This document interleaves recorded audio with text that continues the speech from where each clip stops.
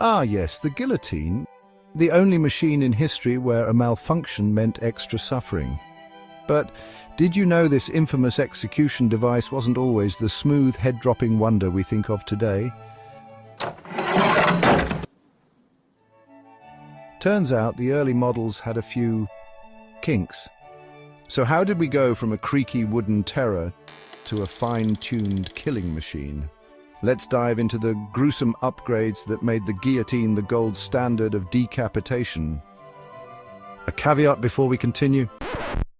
There have been some comments that I, Oxford-educated Dr. Nigel Islington, am not pronouncing the word guillotine correctly, either in the English style or French.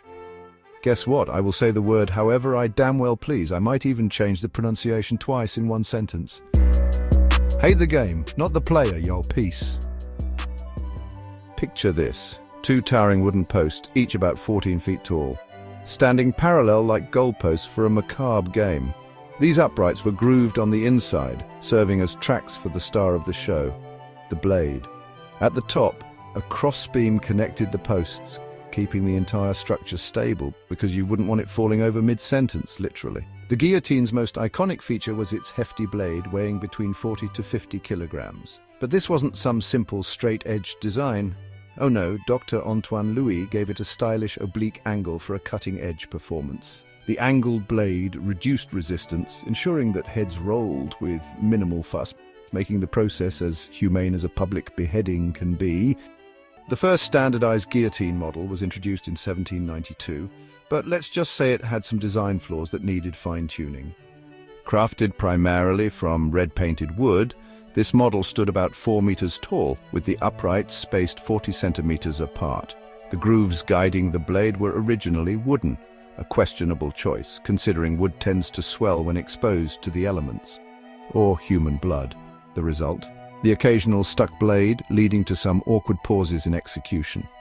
To fix this, the grooves were soon lined with brass or iron, ensuring a smooth, uninterrupted drop. Did the guillotine's blade glide down on wheels like a nightmarish roller coaster? Nope.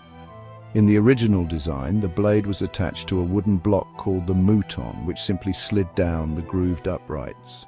While functional, this system wasn't perfect, and slight deviations could sometimes lead to messy executions. A simple device on the side maintained the blade and mouton in position. When it was time for the grand finale, the executioner pulled a lever to release the hook, letting gravity do the rest. It wasn't exactly dramatic, but it got the job done. The vertical posts relied on wooden braces for stability. While it kept the structure standing, one can imagine the ominous creaks adding to the ambience. By 1870, the guillotine had received a killer makeover. Executioner's assistant, Leon Berger, introduced a series of upgrades that made the machine more efficient, mobile, and easier to set up. The new design was lighter and could be assembled or disassembled with relative ease, perfect for when you needed to take your beheading business on the road. The 1870 model introduced a more sophisticated release system. Instead of a simple hook, it featured an arrow-headed spike and a sprung grab mechanism, ensuring the blade stayed locked in place until it was time to drop. To ensure a smoother, faster descent, the mouton in the 1870 model was upgraded with 4 wheels, 2 in each groove. This improvement made the blade's movement more reliable, reducing the chances of a botched job. The lunette, the part that held the victim's neck in place, was also improved. Instead of manually positioning it, executioners could now release it with the push of a handle, making the whole process slightly more professional. Before each performance, the executioner used a rope and pulley system to hoist the blade to the top of the frame. Once at the peak, a metal hook latched onto the mouton, keeping it in suspense, literally. When the time came, releasing the hook sent the blade plummeting down, bringing the show to a swift and dramatic end.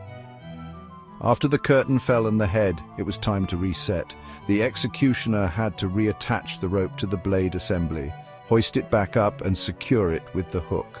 This rinse and repeat process kept the guillotine ready for its next act, ensuring seamless, industrialized efficiency. Despite being a device designed to kill, the guillotine required careful maintenance. The grooves needed to be kept clear, the blade had to stay sharp, and all moving parts had to be in perfect working order. From its clunky 1792 beginnings to the streamlined 1870 version, the guillotine evolved into the most efficient execution device of its time. It was reliable, portable, and eerily precise.